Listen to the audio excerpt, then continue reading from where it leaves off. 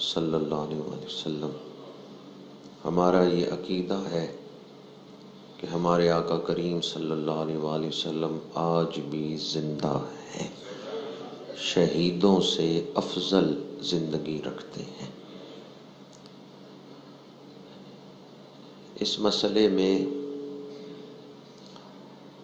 بعض لوگوں نے قرآن مجید کی آیات سے اور احادیث سے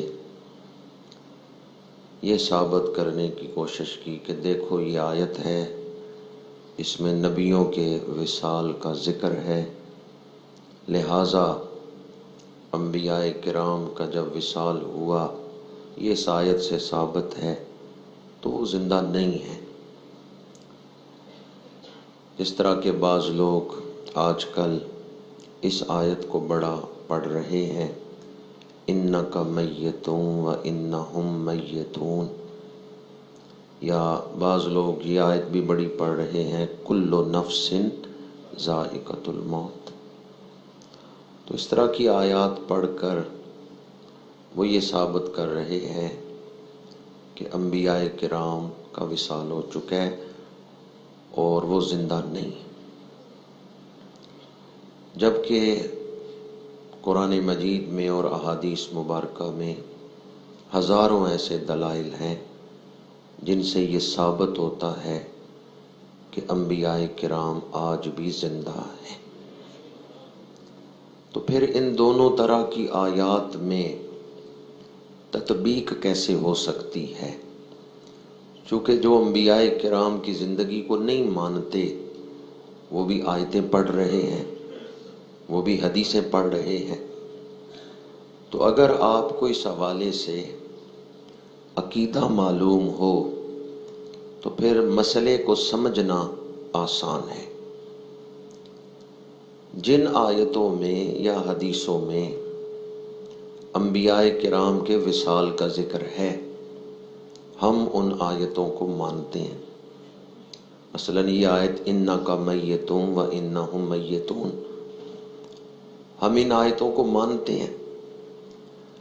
ہم اس بات کا عقیدہ رکھتے ہیں کہ انبیاء کرام موت کے دروازے سے گزرے ہیں، لیکن اللہ نے بعد از وصال ان کو پہلے سے بھی افضل زندگی عطا فرمائی۔ اعلیٰ حضرت نے جو عقیدہ لکھا ہے وہ اگر لوگ پڑھ لیں تو پھر کنفیوژن میں مبتلا نہ ہوں۔ انبیاء کو بھی اجل آنی ہے مگر اتنی کہ فقط آنی ہے۔ انبیاء کو بھی اجل آنی ہے مگر اتنی کہ فقط، یہ جو دوسرا ہے نا آنی ہے، اس سے مراد آن کہتے ہیں نا، آنن فانن، یہ دوسرے آن استعمال ہوا ہے، دونوں جگہ ایک ہی معنی میں آنی نہیں ہے۔ انبیاء کو بھی اجل آنی ہے، یہاں مراد ہے آنا۔ آگے جو دوسرا مصرع ہے نا، انبیاء کو بھی اجل آنی ہے مگر اتنی کہ فقط آنی ہے، یعنی کچھ لمحوں کے لیے۔ جو آن کا لفظ بولا جاتا ہے وہ یہاں ہے، مگر اتنی کہ فقط آنی ہے، کچھ لمحوں کے لیے۔ انبیاء کو بھی اجل آنی ہے مگر اتنی کہ فقط آنی ہے، پھر وہی مثل سابق حیات جسمانی ہے۔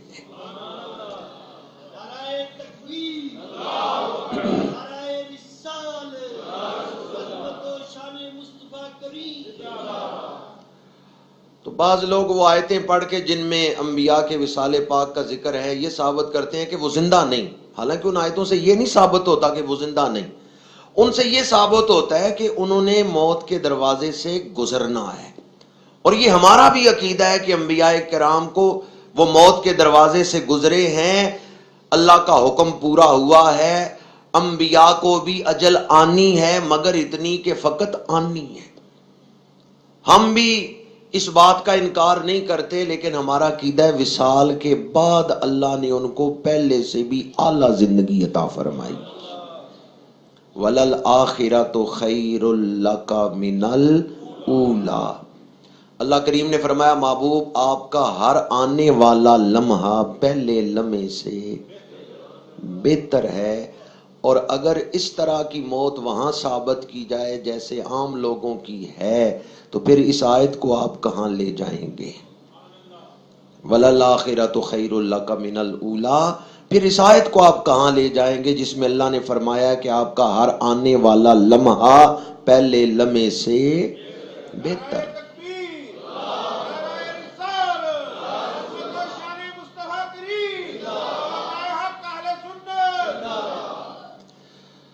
اللہ تعالیٰ نے وصال کے بعد انبیاء کرام کو پہلے سے زیادہ طاقت، عظمت، شان، فیض، برکت پہلے سے زیادہ عطا فرمائی. اس دنیا میں نبی ہوں پھر بھی ان کا فیض اہل دنیا کو مل رہا ہے. دنیا سے پردہ فرما جائیں پہلے سے زیادہ فیض نصیب ہو رہا. نبی کی تو شان ہی ورا الورا ہے. جو حضور کے لیے جان دے نا، قرآن اس شہید کو بھی زندہ کہتا ہے. وَلَا تَقُولُوا لِمَنْ يُقْتَلُ فِي سَبِيلِ اللَّهِ أَمْوَاتٌ. ایک شخص کہنے لگا جی کہ اس آیت میں صرف اتنا ہے کہ شہیدوں کو مردہ کہنا نہیں، ورنہ ہیں وہ مردہ ہی، صرف کہنے پر پابندی ہے. یہ بات آن دی ریکارڈ موجود ہے اور اس نے میڈیا پر پوری قوم کے سامنے یہ بات کی ہے. کہتے ہیں نبیوں کو مردہ، شہیدوں کو مردہ کہنا نہیں ورنہ ہیں وہ مردہ ہی. اس آیت میں یہ تو نہیں ہے کہ وہ مردہ نہیں ہے. میں نے کہا کاش تم پوری آیت پڑھ لیتے. آیت میں ہے کہ وہ زندہ ہیں. بل احیاء ولکن لا تشعرون. بلکہ وہ زندہ ہیں. کیا فرمایا؟ بلکہ وہ زندہ ہیں. اگر کسی نے یہ سوچا کہ کہنے پر پابندی ہے، شہیدوں کو مردہ کہنا نہیں ورنہ ہیں وہ مردہ ہی، وہ بندہ بھی کافر ہو جائے گا. چونکہ قرآن مجید کی ایک دوسری آیت میں شہیدوں کو مردہ سوچنے پر بھی پابندی ہے. وَلَا تَحْسَبَنَّ الَّذِينَ قُتِلُوا فِي سَبِيلِ اللَّهِ أَمْوَاتًا. فرمایا سوچنا بھی نہ کہ جو اللہ کے راستے میں مارے گئے وہ مردہ ہیں. جس طرح ایک آیت میں کہنے پر پابندی ہے، اسی طرح دوسری آیت میں سوچنے پر بھی پابندی، کہ کوئی یہ گمان نہ کرے بھئی صرف کہنے پر پابندی ہے، سوچنے پر پابندی نہیں ہے وہ مردہ ہی نہیں. وَلَا تَحْسَبَنَّ الَّذِينَ قُتِلُوا فِي سَبِيلِ اللَّهِ أَمْوَاتًا. جو اللہ کے راستے میں مارے گئے انہیں مردہ گمان بھی نہ کرنا.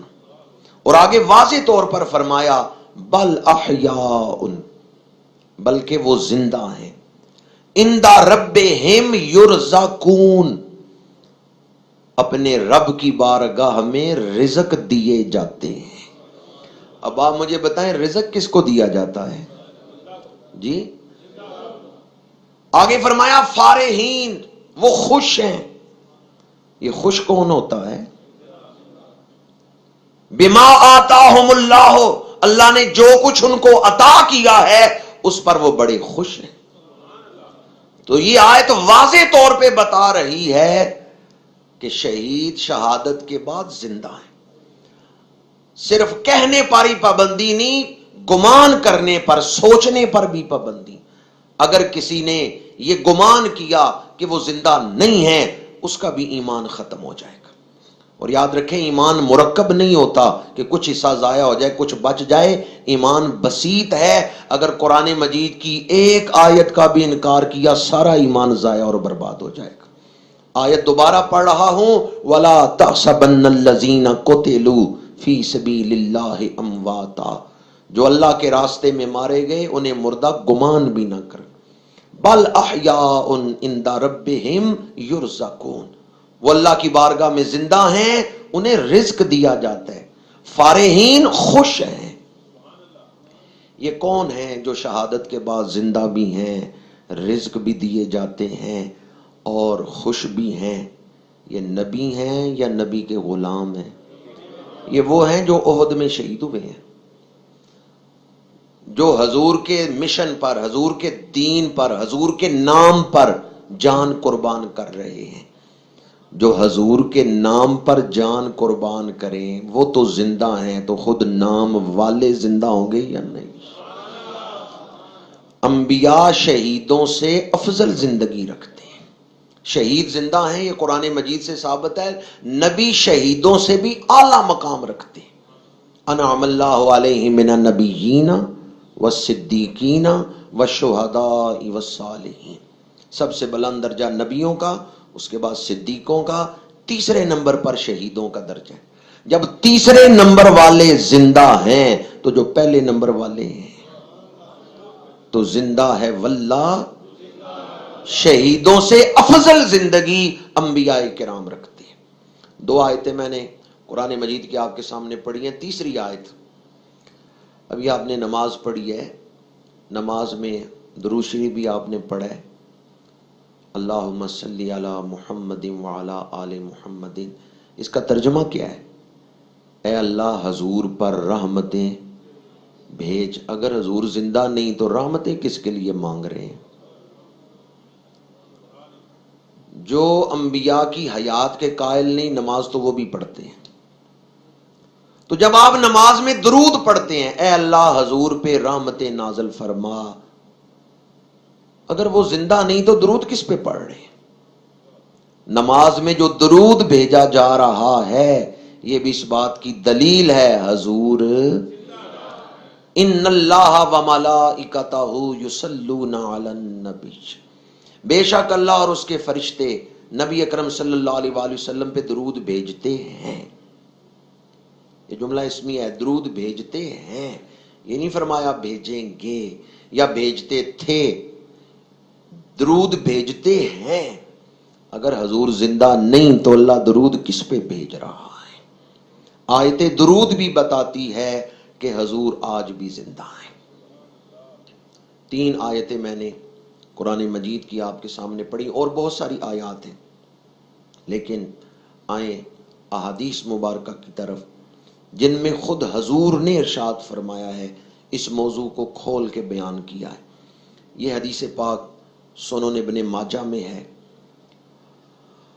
اور مشکات شریف میں ہے.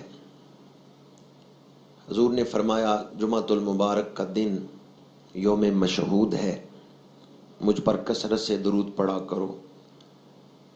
تمہارا درود مجھ تک پہنچایا جاتا ہے، میں تمہارا درود سنتا ہوں. صحابہ نے عرض کیا یا رسول اللہ صلی اللہ علیہ وسلم، کیا وصال کے بعد بھی، کیا وصال کے بعد بھی آپ درود سنیں گے؟ اب حضور نے کیا ارشاد فرمایا؟ حدیث کی کتابیں اٹھا کے دیکھیں. ویسے یہ حدیث بہت ساری کتابوں میں ہے، میں صرف اس وقت 2 کا حوالہ دے رہا ہوں، ابن ماجہ میں اور مشکات شریف میں. حضور نے فرمایا ان اللہ حرم علی الارض ان تاکل اجساد الانبیاء. اللہ تعالیٰ نے زمین پر حرام کیا ہے کہ وہ نبیوں کے جسم پر اثر کرے، ان کے جسم کو نقصان پہنچائے. فنبی اللہ حی یرزق، فرمایا وصال کے بعد بھی اللہ کا نبی زندہ ہے اور انہیں رزق دیا جاتا ہے. واضح الفاظ ہیں، نبی اللہ حی، اللہ کا نبی زندہ ہے، یرزق کو رزق دیا جاتا ہے. کتاب کا نام ہے سلسلۃ الاحادیث الصحیحہ. علامہ البانی، جس کو غیر مقلدین بڑا مانتے ہیں کہ اس نے احادیث کی تخریج کی ہے، احادیث صحیحہ کو اکٹھا کیا ہے اور کتاب کا نام ہی رکھا ہے سلسلۃ الاحادیث الصحیحہ. اس میں البانی نے یہ حدیث نقل کی ہے.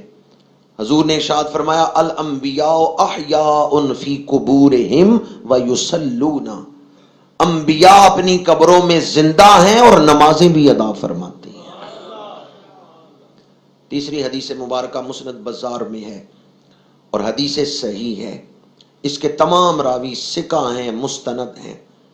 مسند بزار میں حدیث پاک ہے، حضور نے ارشاد فرمایا حیاتی خیر لکم تحدثون وتحدث لکم ووفاتی خیر لکم. میری ظاہری زندگی بھی تمہارے لیے بہتر ہے کہ تمہیں مجھ سے حدیثیں مل رہی ہیں، تمہارے لیے حدیثیں بیان کی جاتی ہیں اور تم بھی آگے حدیثیں سنا رہے ہو. اور پھر فرمایا ووفاتی خیر لکم، میرا وصال پانا بھی تمہارے لیے بہتر ہے. یا رسول اللہ وہ کس طرح؟ فرمایا تمہارے اعمال میرے اوپر پیش کیے جائیں گے، تمہارے اچھے اعمال دیکھ کر میں اللہ کی حمد کروں گا، اور تمہارے گناہ دیکھ کر میں تمہارے لیے بخشش مانگوں گا۔ گناہ ہم کریں، بخشش حضور مانگے۔ حضور نے فرمایا تمہارے گناہ دیکھ کر میں تمہارے لیے بخشش مانگوں گا۔ یہ حدیث مسند بزار میں ہے اور اس کے تمام راوی ثقہ ہیں، حدیث صحیح ہے۔ حضور نے ارشاد فرمایا تمہارے اعمال بعد از وصال میرے اوپر پیش کیے جائیں گے، تمہارے اچھے اعمال دیکھ کر میں اللہ کی حمد کروں گا، اور تمہارے گناہ دیکھ کر میں اللہ سے بخشش طلب کروں گا۔ چوتھی حدیث مبارکہ جو سنن ابی داؤد میں ہے، اور یہ بھی حدیث صحیح ہے، بڑی مشہور حدیث پاک ہے۔ میرے آقا کریم نے ارشاد فرمایا ما من مسلم یسلم علی الا رد اللہ علی روحی حتی ارد علیہ السلام۔ میرا امتی جب بھی میرے اوپر سلام پڑھتا ہے اللہ میری روح میری طرف لوٹا دیتا ہے۔ لوٹانے کا مطلب کیا ہے؟ میری توجہ اس کی طرف ہو جاتی، ورنہ درود تو ہر وقت پڑھا جا رہا ہے۔ فرمایا جب بھی میرا امتی میرے اوپر سلام پڑھے گا اللہ میری روح اس کی طرف متوجہ کر دے گا، حتی ارد علیہ السلام، یہاں تک کہ میں اسے سلام کا جواب عطا کروں۔ ایک تو پہلے میں نے استدلال کر کے بیان کیا کہ آپ درود پڑھتے ہیں تو یہ درود پڑھنا ہی دلیل ہے کہ حضور زندہ ہیں، اور دوسری دلیل جو حدیث پاک میں سنن نبی داؤد کی حدیث پاک ہے، حضور نے فرمایا میرا امتی سلام پڑھتا ہے میں اسے سلام کا جواب عطا کرتا ہوں، حتی ارد علیہ السلام، میں اسے سلام کا جواب عطا کرتا ہوں۔ ادھر آپ سلام پڑھتے ہیں ادھر حضور جواب عطا فرماتے ہیں۔ امتی کتنا خوش نصیب ہے جسے حضور سلام کا جواب دے دیں، اس کی قسمت کے کیا کہنے۔ المستدرک میں حدیث پاک ہے، اور امام حاکم نے اس حدیث کے راویوں کے بارے میں لکھا ہے اسنادہ صحیح، ھذا حدیث اسنادہ صحیح۔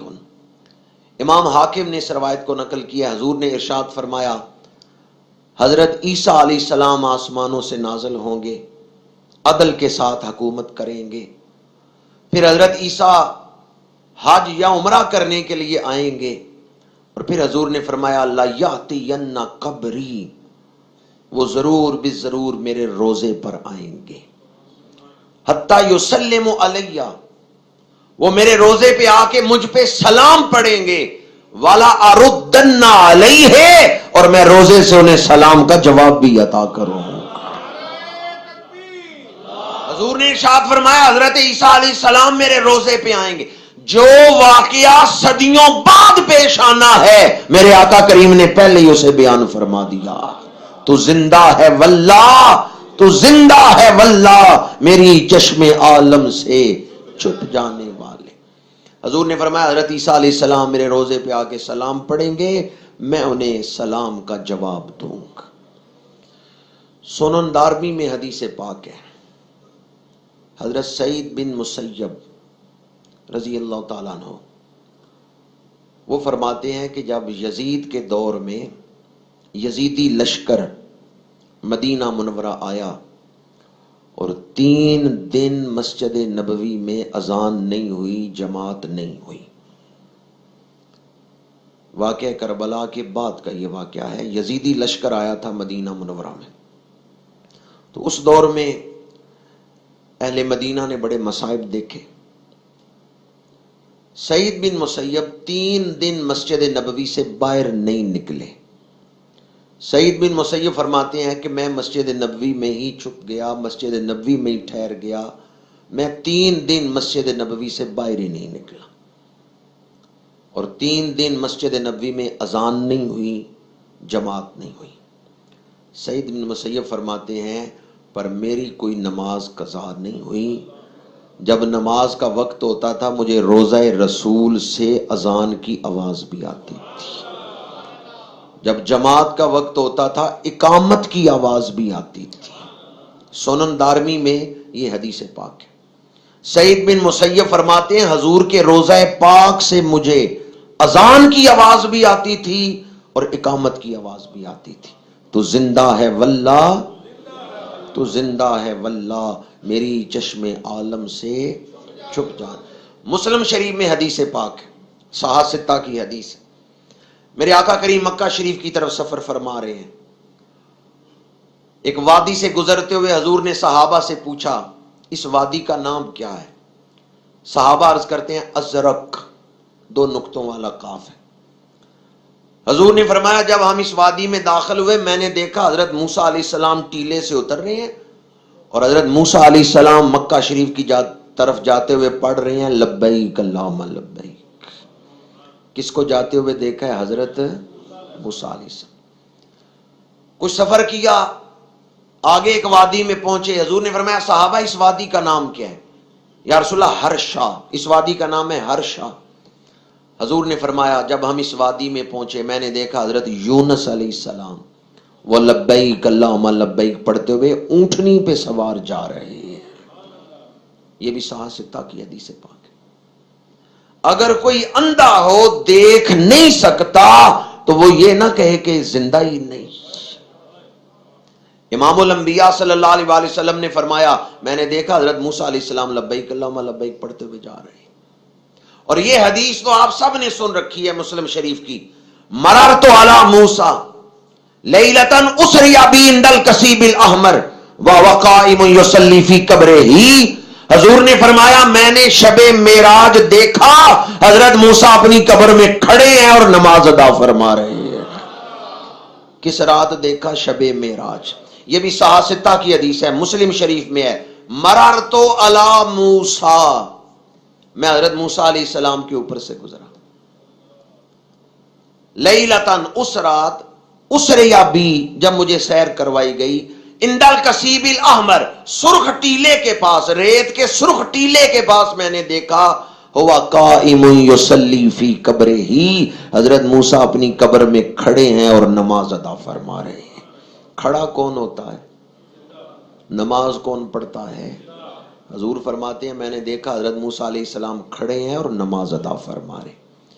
جب بندہ نماز کے علاوہ بھی کھڑا ہو سکتا ہے یا نہیں کھڑا ہو سکتا؟ حضور نے دیکھا حضرت موسیٰ علیہ السلام کھڑے ہیں تو آپ اتنا بیان فرماتے ہیں حضرت موسیٰ کو کھڑے دیکھا، حضور نے یہ کیسے بیان کیا کہ وہ نماز پڑھ رہے تھے جبکہ پوچھا تو نہیں ہے ان سے؟ پتا چلا حضور صرف جسموں کو ہی نہیں دیکھتے نیتوں کو بھی دیکھ لیتے ہیں۔ حضور صرف جسموں کو ہی نہیں دیکھتے نیتوں کو بھی دیکھ لیتے ہیں۔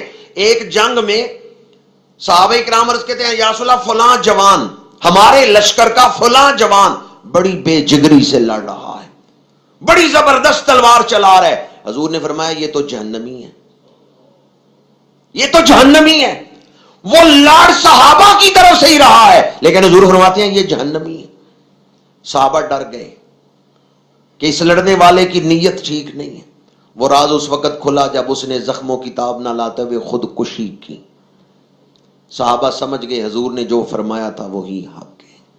حضور صرف جسموں کو ہی نہیں دیکھتے، حضور نیتوں کو بھی دیکھ رہے ہیں۔ سواری فضا سے گزر رہی ہے، حضرت موسیٰ کا روضہ دیکھا ہے، مزار دیکھا ہے، صرف قبر پہ حضور کی نظر رک نہیں گئی، فرمایا میں نے دیکھا حضرت موسیٰ قبر میں کھڑے ہیں اور نماز ادا فرما رہے ہیں۔ حضور نے حضرت موسیٰ کو بھی دیکھا اور صرف حضرت موسیٰ کے وجود پر نظر نہیں رک گئی، دل میں جو نیت ہے حضور نے وہ نیت بھی بیان کر دی ہے۔ اعلیٰ حضرت نے اسی لیے لکھا ہے سر عرش پر ہے تیری گزر، دل فرش پر ہے تیری نظر، ملکوت و ملک میں کیا ہے وہ جو تجھ پہ عیا نہیں۔ یا رسول اللہ، اللہ نے کائنات کی ہر شے کا علم میرے آقا کو عطا فرما دیا۔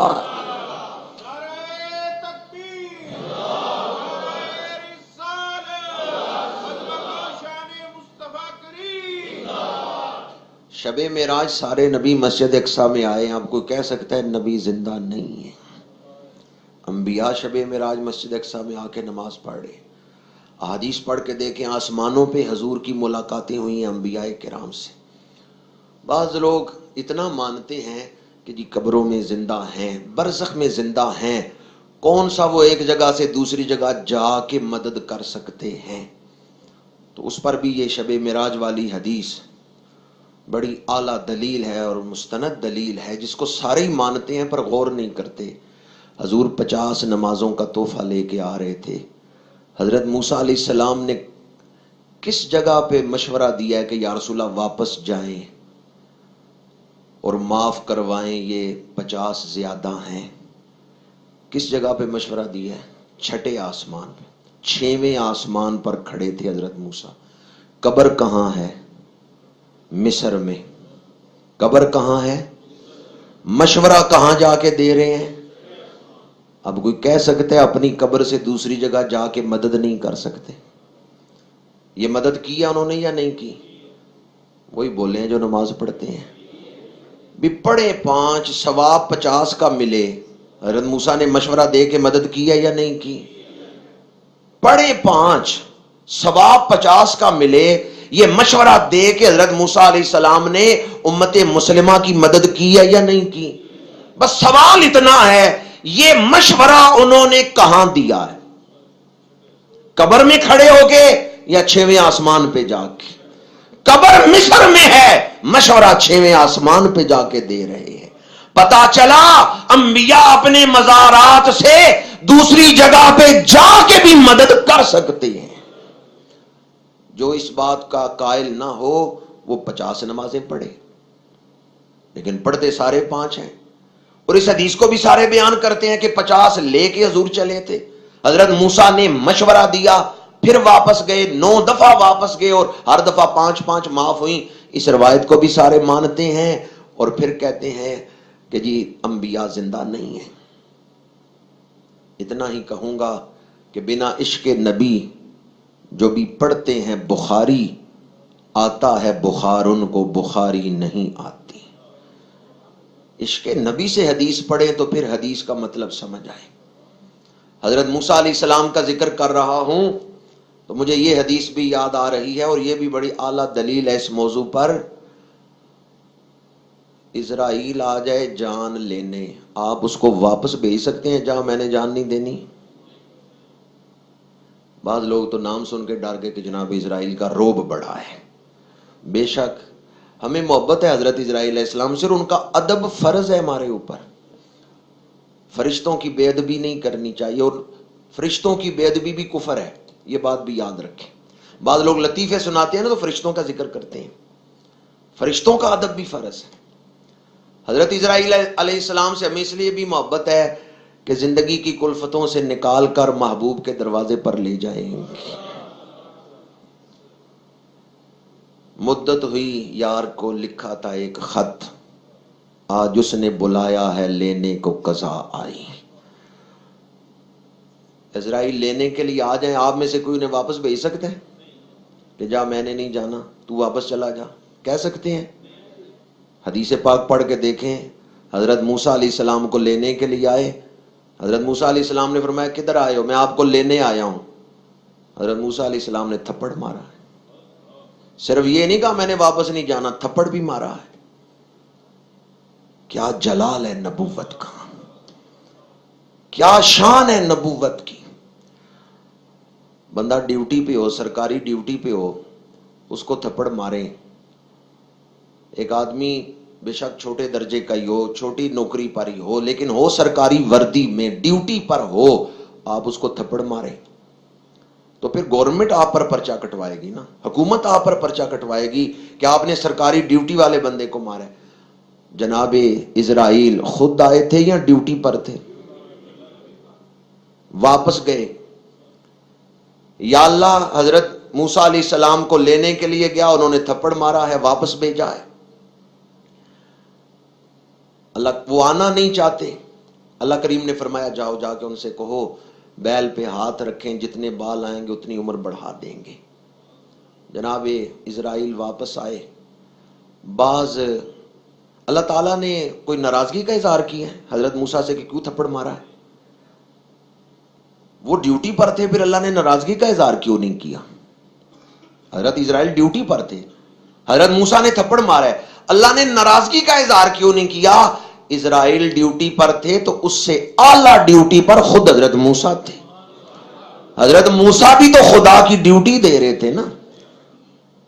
حضرت اسرائیل چھوٹے رینک پر ہیں، حضرت موسیٰ تو بڑے رینک پر ہیں، وہ تو اولو العزم پیغمبر ہیں. اسرائیل ڈیوٹی پر تھے، حضرت موسیٰ بھی ڈیوٹی پر تھے اور اعلیٰ ڈیوٹی پر تھے. بعض شارحین حدیث نے لکھا حضرت موسیٰ علیہ السلام نے کیوں تھپڑ مارا؟ انہوں نے اس لیے کہ ہمارے بعد بڑی شانوں والے نبی آ رہے ہیں، یوں اجازت لیے بغیر ان کے سامنے نہ جاننا. سب سے اولا و اعلیٰ، سب سے بالا و والا، خلق سے اولیاء، اولیاء سے رسول اور رسولوں سے اعلیٰ. بڑی ذمہ داری سے یہ بات کر رہا ہوں. بخاری شریف میں حدیث پاک، بخاری شریف میں میں اور آپ اسرائیل آ جائیں واپس نہیں بھیج سکتے. نبیوں کے پاس اسرائیل آئیں تو اللہ اختیار دے کے بھیجتا ہے. حضور نے فرمایا اللہ نے اپنے ایک بندے کو اختیار دیا ہے دنیا میں رہے یا اللہ کا قرب پسند کرے، اور اس بندے نے اللہ کا قرب پسند کر لیا ہے. جناب صدیق اکبر یہ سنتے ہی رو پڑے. صحابہ کہتے ہیں ہم حیران تھے حضور کسی بندے کا ذکر کر رہے ہیں اور صدیق اکبر کیوں رو رہے ہیں؟ یہ تو بعد میں پتا چلا حضور اپنا ہی ذکر کر رہے تھے. خیرہ، اللہ نے اختیار دیا ہے، وہ اختیار دیے گئے ہیں.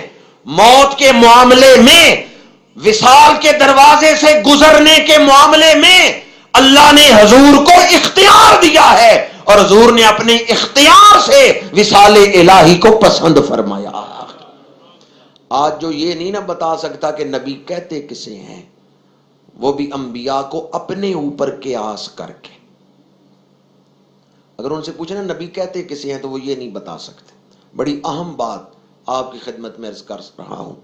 ایک ہے لفظ نبی، ایک ہے شان نبوت، ایک ہے نفس نبوت. کتنی چیزیں میں نے بیان کی ہیں؟ 3. لفظ نبوت کہ اس لفظ کا معنی کیا ہے.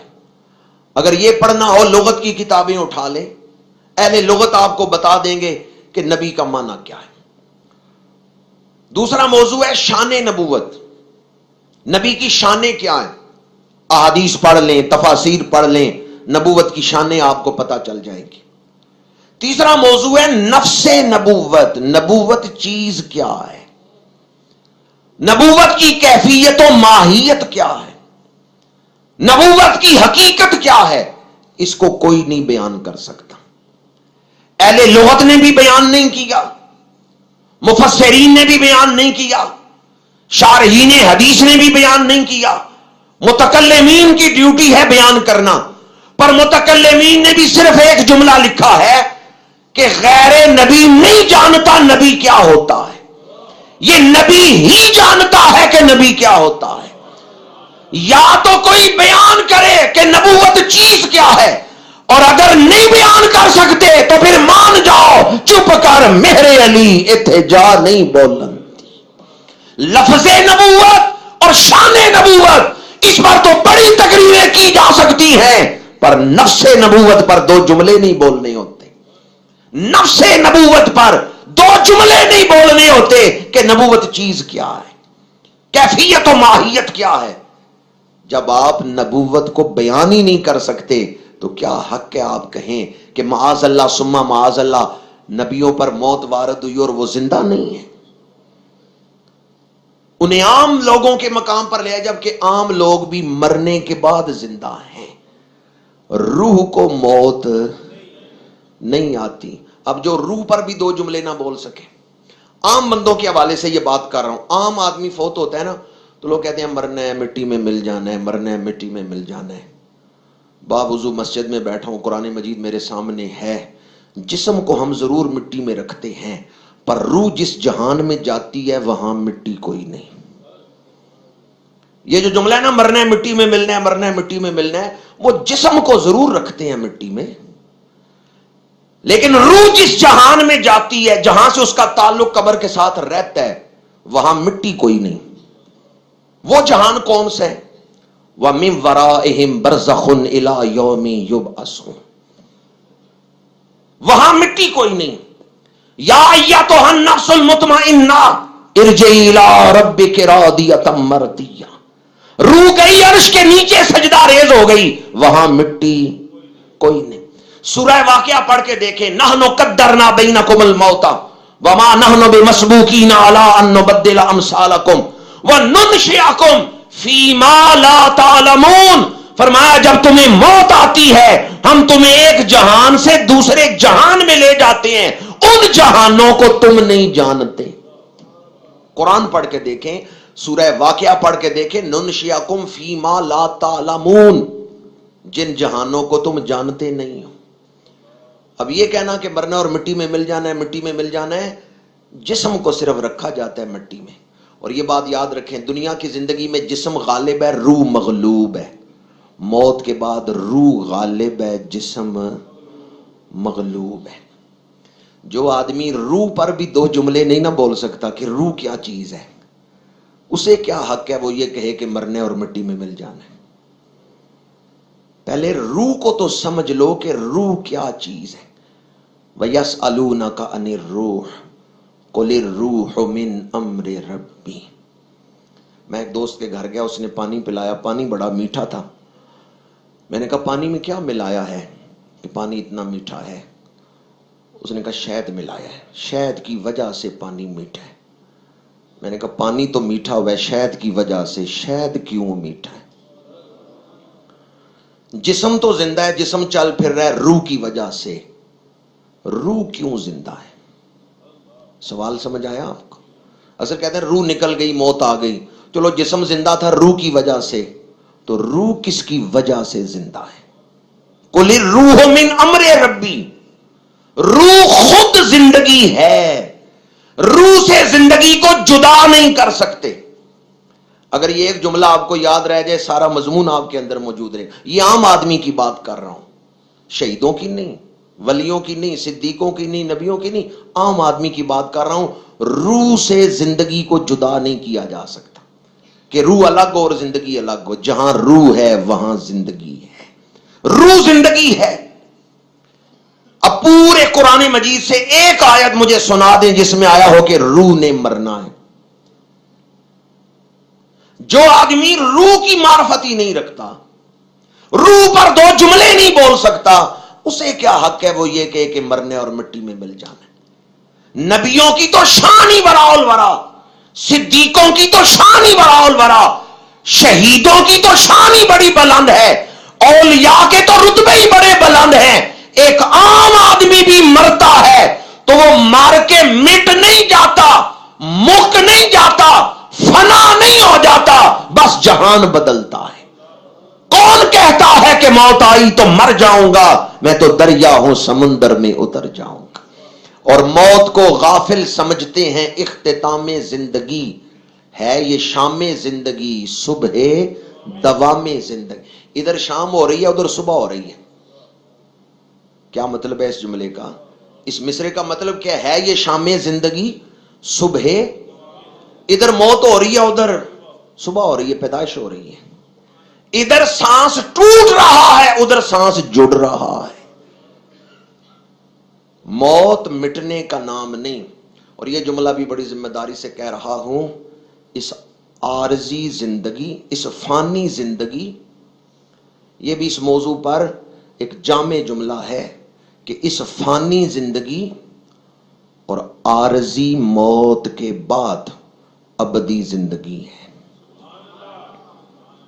فانی زندگی 60-70 سال, عارضی موت کچھ لمحوں کے لیے موت آئے, اس کے بعد کیا ہے؟ زندگی. زندگی قبر کی زندگی ہے, پھر اخروی آخرت کی قیامت کے بعد والی زندگی ہے. قبر کی زندگی بھی قرآن مجید سے ثابت. سورہ یاسین پڑھ کے دیکھیں, نبیوں کی شان میں ایک بندے نے جان دے دی ان کا دفاع کرتے ہوئے, شہید ہو گیا, قبر میں گیا, اللہ نے اس کی قبر کو جنت کا باغ بنا دیا. سورہ یاسین 23واں پارہ. جب قبر جنت کا باغ بن گئی تو وہ نبیوں کا عاشق قبر میں کلام کرتا ہے, اللہ نے قرآن کی آیتوں میں اس کو بیان کیا ہے. قال یا لیت قومی یعلمون بما غفر لی ربی وجعلنی من المکرمین، اے کاش میری قوم کو پتہ چل جاتا میرے رب نے مجھے بخش دیا ہے۔ یہ کلام اس نے کہاں کیا ہے؟ قبر میں کیا ہے۔ یہ کلام اس نے کہاں کیا ہے؟ قال یا لیت قومی یعلمون بما غفر لی ربی وجعلنی من المکرمین۔ سورہ یاسین کی آیات بتاتی ہیں قبر میں زندگی ہے۔ بعض لوگ کہتے ہیں مردے سنتے نہیں، مردے سنتے نہیں، اور پھر وہ یہ خود ہی بیان بھی کرتے ہیں قبر میں 3 سوال ہیں: من ربو کا، ما دینو کا، ما کنتا تقولو فی حق ھذا الرجل۔ اب مجھے بتائیں جو سنتا ہی نہیں اس سے سوال پوچھے جاتے ہیں؟ سمجھ آ گئی آپ کو؟ جو جواب ہی نہیں دے سکتا اس سے سوال پوچھے جاتے ہیں۔ جب قبر میں سوال ہیں تو اس کا مطلب ہے قبروں والے سنتے ہیں، جواب بھی دے سکتے ہیں۔ میں نے آپ کے سامنے معراج شریف کی بنیاد پر جو دلائل دیے ان کی تشریح کر رہا تھا۔ ایک حدیث پاک مجھے یاد آ رہی ہے جو کہ مختلف محدثین نے بیان کیا، امام حاکم نے بھی اس کو بیان کیا، اور امام حاکم نے اس کو بیان کرتے ہوئے فرمایا کہ اس کے جو راوی ہیں وہ ثقہ ہیں۔ حضرت ابو ایوب انصاری صحابی رسول رضی اللہ تعالیٰ عنہ، وہ حضور کے روضہ پاک پہ آئے ہیں اور روضہ پاک سے چمٹ گئے ہیں اور رو رہے ہیں۔ پشت کی طرف سے آیا ہے مروان بن حکم نے آ کے کہا، کاندھے پہ ہاتھ رکھا اور ہلایا۔ حضرت ابو ایوب انصاری کو جانتے ہیں نا کون ہے ابو ایوب انصاری؟ میزبان رسول، حضور کے میزبان ہیں اور انتہائی ادب والے۔ مروان بن حکم نے آ کے آپ کو کاندھے سے ہلایا، اتدری ماذا تصنع، کیا جانتے ہو کیا کر رہے ہو؟ اور آپ کر کیا رہے تھے؟ حضور کے روضہ پاک سے لپٹے ہوئے ہیں اور رو رہے ہیں۔ جب مروان نے آ کے پشت سے ہلایا، کاندھے سے ہلایا، فَأَقْبَلَ فَإِذًا هُوَ ابو ایوب، آپ نے سر اٹھایا، سینہ ہٹایا روضہ پاک سے، مڑ کے دیکھا تو مروان کو پتا چلا یہ تو ابو ایوب انصاری ہیں۔ اب سنیں حضرت ابو ایوب انصاری نے مروان کو جواب کیا دیا ہے۔ مروان نے کہا جانتے ہو کیا کر رہے ہو؟ قبر پہ لیٹے ہوئے رو رہے ہو۔ حضرت ابو ایوب انصاری نے جواب دیا، جئت رسول اللہ ہے ولم آتی حجرا، میں اللہ کے رسول کے پاس آیا ہوں، میں کوئی پتھر کے پاس نہیں آیا۔ جئت رسول اللہ ہے، میں رسول اللہ کے پاس آیا ہوں۔ ابو ایوب انصاری آج گجرات کے غلام آپ کو سلام کرتے ہیں، آپ نے یہ نہیں کہا میں قبر رسول پہ آیا ہوں، کہا میں حضور کے پاس آیا ہوں۔ یہ تو رسول اللہ، میں حضور کے پاس آیا ہوں۔ ولا مات حجرا، میں کوئی پتھر کے پاس نہیں آیا، میں پتھر کے سامنے نہیں کھڑا، میں اللہ کے رسول کے سامنے رو رہا ہوں۔ یہ عقیدہ کس کا ہے؟ یہ صحابہ کا عقیدہ ہے، یہ صحابہ کرام کا عقیدہ ہے۔ الحمدللہ ہمارا وہ عقیدہ ہے جو حضور کے صحابہ کا عقیدہ ہے۔ تو زندہ ہے واللہ، تو زندہ ہے واللہ، میری چشم عالم سے چھپ جانے والے۔ میرے آقا کریم کی شان وراء الورا ہیں، کوئی کہاں تک بیان کر سکتا ہے۔ اس دور کے اندر بھی ایسے واقعات پیش آئے۔ پاکستان کے ایک ایٹمی سائنسدان ہے سلطان بشیر الدین محمود، وہ کئی ملکوں کی وزٹ کرتے ہوئے مدینہ شریف گئے، حاضر ہوئے مدینہ شریف، تو رات کا وقت تھا، پاکستان ہاؤس گئے، وہاں کمرہ کوئی نہیں تھا خالی، وہاں ان کو رہائش نہیں ملی۔ ایک دو ہوٹلوں پہ پتہ کیا، وہاں بھی رہائش نہیں ملی۔ پریشان ایک ہوٹل کے باہر اپنا بیگ رکھا ہے اور سوچ رہے ہیں اب کدھر جاؤں۔ کچھ اور لوگ بھی وہاں کھانا کھا رہے تھے ہوٹل کے سامنے، یہ بھی ان میں جا کے باہر سڑک پہ ہی سامان رکھ کے بیٹھ گئے کہ اب کس طرف جاؤں، پاکستان ہاؤس میں بھی جگہ نہیں مل رہی، کسی ہوٹل میں بھی جگہ نہیں ملی۔ ایک آدمی آیا اور جو لوگ وہاں کھڑے تھے ان کو کہتا ہے تم میں سلطان بشیر الدین محمود کون ہے؟ تم ہو ایک دو آدمیوں سے پوچھتا ہے۔ یہ سلطان بشیر الدین کہتے ہیں میں اٹھ کے آگے ہوا، میں نے کہا میں ہوں۔ اس نے کہا آپ کا انتظام ہو گیا ہے، آپ میرے ساتھ چلیں۔ وہ کہتے ہیں میں حیران ہو گیا، میں نے تو کسی کو کہا نہیں، میرا انتظام کیسے ہو گیا ہے؟ بہرحال میں خوش ہو گیا کہ چلو کوئی رہائش کا انتظام ہو گیا ہے، میں اس کے ساتھ چل پڑا، گاڑی میں بیٹھا ہوں، وہ لے کے مجھے جا رہا ہے رہائش کی طرف۔ راستے میں میں نے پوچھا میرا انتظام کس نے کیا ہے، تمہیں کس نے بھیجا ہے؟ اس نے کہا میں تو گھر سویا ہوا تھا، خواب میں حضور تشریف لائے، حضور نے فرمایا فلاں جگہ وہ بیٹھا ہوا ہے، اس کو رہائش نہیں مل رہی، جاؤ اس کی رہائش کا انتظام کرو۔ اب رو رہے تھے سلطان صاحب، اور روتے ہوئے کہہ رہے تھے میں کیسے مانوں کہ حضور زندہ نہیں۔ سیالکوٹ میں ایک سید زادے گزرے ہیں، بہت بڑے عالم بھی تھے، استاذ العلماء تھے، پیر سید نذیر حسین شاہ صاحب رحمت اللہ تعالی علیہ۔ معراج شریف کی رات حضور کا معراج پاک بیان کرتے ہوئے ان کا وصال ہوا تھا، یہ چند سال پہلے کی بات ہے، اور میری ان سے متعدد مرتبہ ملاقات ہوئی ہے، زیارت ہوئی ہے۔ مجھے انہوں نے ایک دفعہ بیان کے لیے بلایا سیالکوٹ، تو بیان کے بعد ان کے حجرے میں بیٹھے ہوئے تھے، تو کہتے ہیں میں نے مسجد جو ہے نا، یہ سیالکوٹ کینٹ صدر میں جو مسجد ہے، یہ بنیادوں سے مینار تک نئی تعمیر کروائی، تو مسجد کا نام تھا نقشبندیہ حنفیہ۔ تو میں سوچ رہا تھا کہ ہماری نسبت چشتیہ ہے، تو حضور ضیاء الامت قدس سر العزیز کو فون کرتا ہوں یا بے شریف حاضر ہوتا ہوں اور آپ سے کہتا ہوں کہ چشتیہ سلسلے کی نسبت کا نام کے اندر کوئی اظہار ہو جائے، کہ ہم نام میں بھی کوئی چینجنگ کر لیں۔ میں یہ ارادہ کر کے سو گیا ہوں، دوسرے دن صبح اٹھا ہوں، دارالعلوم آیا ہوں سبق پڑھانے کے لیے، کلاس میں بیٹھا ہوں، تو ایک طالب علم نے کہا جناب آپ کا ایک پیغام ہے، میں نے کہا رات ایک خواب دیکھا ہے، وہ آپ کو سنانے۔ تو میں نے کہا سناؤ، اس نے کہا تنہائی میں سنانا ہے۔ میں نے باقی کلاس کو باہر بھیج دیا، اس سے پوچھا سناؤ کیا بات ہے؟ اس نے کہا جی کل سبق پڑھتے ہوئے میں مسجد میں ہی سو گیا، خواب میں ایک سفید ریش بزرگ آئے ہیں، وہ مجھے اٹھاتے ہیں اور مجھے کہتے ہیں میں مدینہ شریف سے آیا ہوں، حضور نے مجھے بھیجا ہے۔ نذیر شاہ سے کہنا نقشبندی بھی ہمارے ہیں، حنفی بھی ہمارے ہیں، نام نہیں بدلنا، مسجد کا نام یہی رہنے دینا ہے۔ مجھے جب وہ یہ واقعہ سنا رہے تھے، اتنے موٹے موٹے آنسو ان کے گر رہے تھے، اور روتے ہوئے وہ یہ کہہ رہے تھے میرے دل میں ارادہ تھا، میں نے ابھی کسی کو بتایا نہیں مدینہ شریف خبر کیسے پہنچ گئی ہے، اور حضور نے میری رہنمائی کیسے فرما دی ہے۔ اب کوئی 10,000 کتابیں لکھ کے ثابت کرے کہ حضور زندہ نہیں، میں کیسے مانوں؟ میرا تو تجربہ یہ ہے، ادھر میرے دل میں خیال آیا، ادھر سرکار مدینہ نے رہنمائی فرما دی، تو زندہ ہے واللہ، تو زندہ ہے واللہ، میری چشم عالم سے۔ یہ موضوع ایسا ہے کہ اس پر دلائل بہت زیادہ ہیں، مختلف پہلو میں ان کے، اور ایک محفل میں تو ان کا احاطہ نہیں ہو سکتا۔ ایک بنیادی بات میں نے آپ کے سامنے یہ کی ہے کہ ہمارا یہ عقیدہ ہے انبیاء کرام وصال کے دروازے سے گزرے ہیں، لیکن بعد از وصال اللہ نے ان کو پہلے سے بھی اعلیٰ زندگی عطا فرمائی، انبیاء کو بھی اجل آنی ہے۔ اب جو دلائل وہ دیتے ہیں نا کہ دیکھو اس سے ثابت ہے، اس سے ثابت ہے کہ انبیاء کرام کو موت آئی ہے، وہ وصال کے دروازے سے گزرے ہیں، یہ دیکھو یہ آیت ہے، یہ حدیث ہے، اس سے وصال تو ثابت ہوتا ہے، یہ نہیں ثابت ہوتا کہ وہ زندہ نہیں۔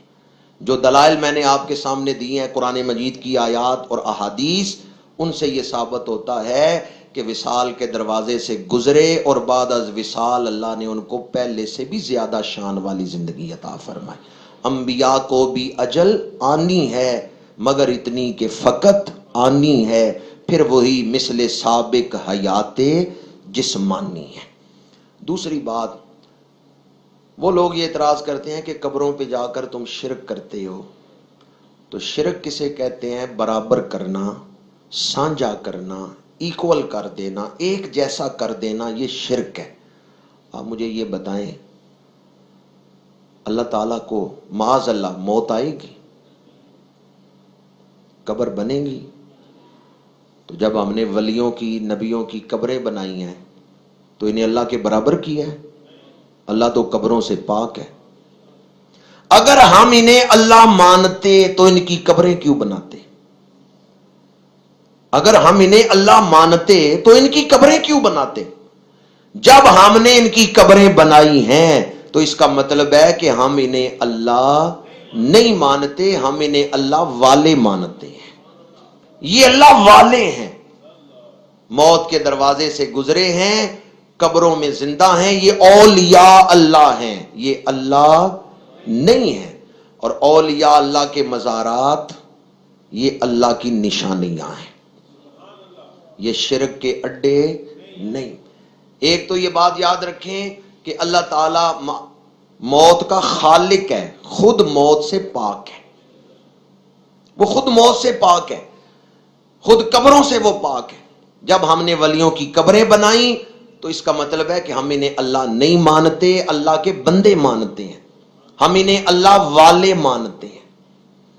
और दूसरी बात ये कि अल्लाह वाले अपने मज़ारात में भी जिंदा हैं, औलिया अल्लाह की कब्रें अल्लाह की निशानियां हैं, ये शिरक के अड्डे नहीं हैं। मिराज के वाक़या में जहां अल्लाह करीम ने 15वें पारे में बयान फरमाया है तो वहां इरशाद फरमाया, सुब्हानल्लज़ी असरा बिअब्दिही लैलम मिनल मस्जिदिल हरामी इलल मस्जिदिल अक्सा अल्लज़ी बारकना हौलहू लिनुरियहू मिन आयातिना।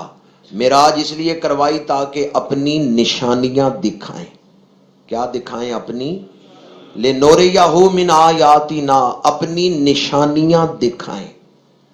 अब हजूर ने कौन सी निशानियां बयान की? उनमें हजरत मूसा की कब्र भी है। अगर अंबिया औलिया की कब्रें अल्लाह की निशानियां ना होती, शबे मेराज हजूर ने मशाताए बिनते फिरौन की कब्र भी देखी है, वो वलिया है, वो नबी नहीं है, औरत है, उनकी कब्र का भी मुशाहदा किया कि जन्नती फूल आए हैं। तो अल्लाह कब्रें दिखा के फरमा रहा है लिनुरियहू मिन आयातिना। इससे पता चला अंबिया और औलिया की कब्रें शिरक के अड्डे नहीं बल्कि अल्लाह की निशानी।